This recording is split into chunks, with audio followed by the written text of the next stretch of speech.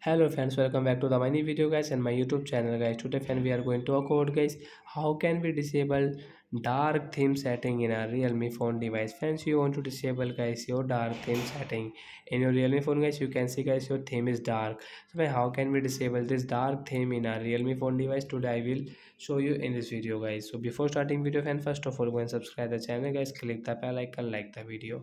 So first of all guys, open your phone setting to disable this dark theme. After on phone setting, I scroll it and friends click on display and brightness setting. I will click on display and brightness guys, and friends you can see this type of setting. So friends you can see your dark mode, and when light mode means light theme guys. We will tap here to enable it light theme, and friends you can see your dark theme will disable. Friends you can see your background is white. So like that guys, we can disable dark theme setting, and then we can enable light theme in our Realme phone device. So I hope friends you have understood how to disable dark theme and how to enable light theme in Realme phone. So that's it guys, thanks for watching, bye guys.